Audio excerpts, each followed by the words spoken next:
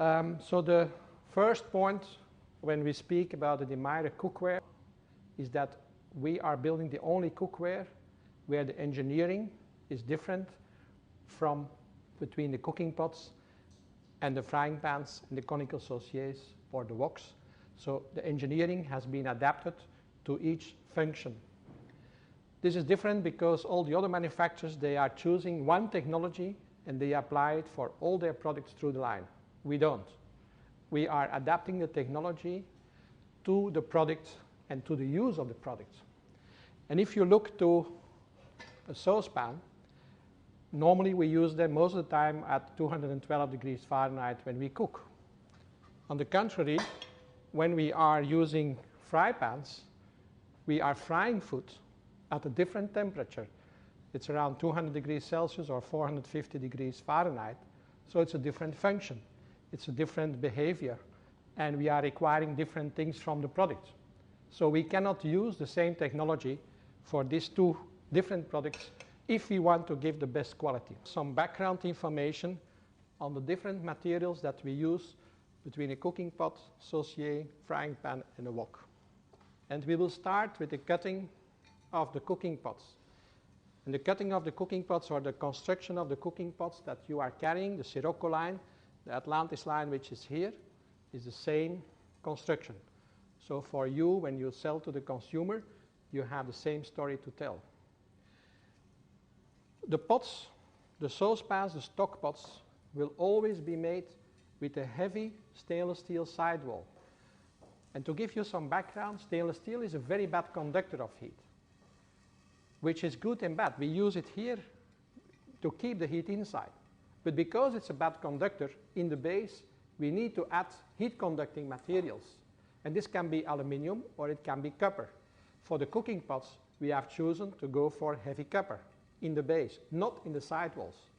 Suppose that we would bring aluminum or copper to the sidewalls. We would make a radiator of the pots, but we would do nothing to speed up or to facilitate the cooking processes. So we don't do it.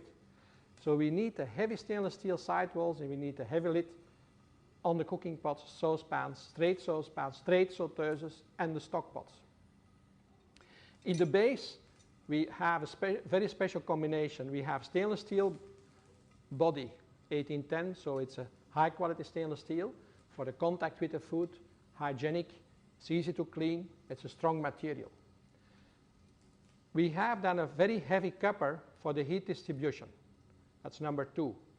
To connect the stainless steel to the copper, we use nearly pure silver. It's number 3. Then underneath, to connect the copper to the underplates, we again use silver. That's number 4. And then we have underneath triple induct, which is a combination of 3 alloys, which is 5, 6, and 7. So we have 7 alloys in the base of the cooking pot, 1 alloy on the sidewall. So the 7 alloys, they are not made for our pleasure, but they are made because we want to give a stable base, a flat base, which can be used on all heating elements, independent from how long you use it. You can use 10 years on gas, or 5 years on vitroceramic, or 5 years on induction and going back. The base should not be deformated.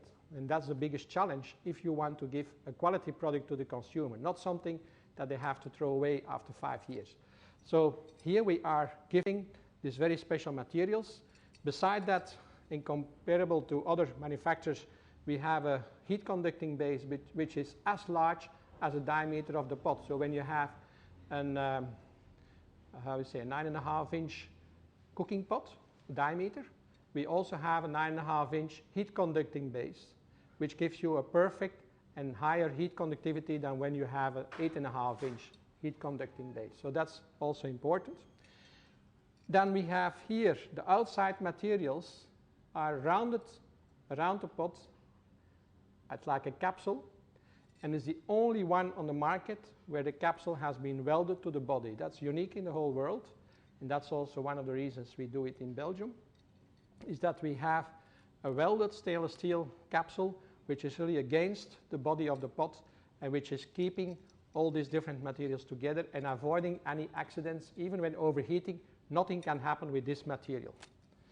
On the contrary, when we are developing a frying pan, as the one we are using here, we are using 7-ply material with an up to the edge. And here we are not using copper as a heat conducting base, but we use aluminium as a heat conducting base, because aluminium is a lighter material, not as conductive as copper, so we need a thicker layer. But we use it here to avoid, it's already a heavy pan, to avoid that's too heavy. On the cooking pots, we have to use copper for security reasons and safety reasons in the long term, so that's why we do it. Not for our pleasure, but because copper is more expensive and the silver is more expensive. But here, for a frying pan, that's really an optimal frying pan with the thickness needed, not only to fry here, but to fry up to the edge. Suppose that I'm constructing a frying pan with this type of material in the base and just a plain stainless steel wall. I have a good fry pan, but I have a problem when I use gas heating. I could have the gas overheating and burning the stainless steel, and at that moment I would have burning spots and it's difficult to clean. Here, for the frying pan, independent from the heat source, electric or gas, even if the flame is sitting here, the aluminium will take care of it to spread it over the whole surface. And now I obtain a frying pan which has not only the possibility to fry on the base, but I can also fry up to the edge. So I can really increase the size of the frying pan by 50% compared to anything what's on the market. So when people are buying a 9.5-inch fry pan, in fact they don't have 9.5-inch space, because they only have 7.5-inch of space that they can really use for frying. So when we are selling them a frying pan, you can now fry up to the edge, which is interesting when you do fish, when you do omelets which are thicker, or you do an risotto or other things which you could do in the fry pans, or you do pancakes, you can even go up to the edges, so you increase the surface of your available space. When we make a conical sauciers are very appropriate for making sauces, a béarnaise, a hollandaise, or to do a sabayon. You can do a sabayon straight inside a conical saucier. So these are these products, okay? So they are fantastic for all those preparations. Normally when you use a conical saucier, you don't work at frying temperature. You can fry, but you normally use them at cooking, 212 degrees Fahrenheit. So we don't use the same thickness as for the frying pan, which is in this case 0.02 inches. We use 0.12 inches, and for the bigger size is 0.13 inches. So the thickness adapted to the function of the product. Now the handles, as I said to you also, the long handles, they have been constructed to remain cool.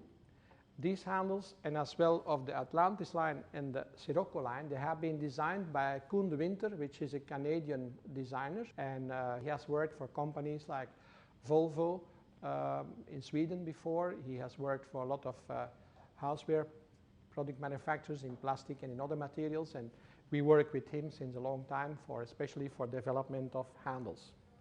We always weld the handles. Reason is that I know in this market riveting is very popular. They think it's giving more strength, but in fact we don't like it at all. We can give at least as much strength by welding, but we don't have the dirt or the bacteria which can come underneath the rivets.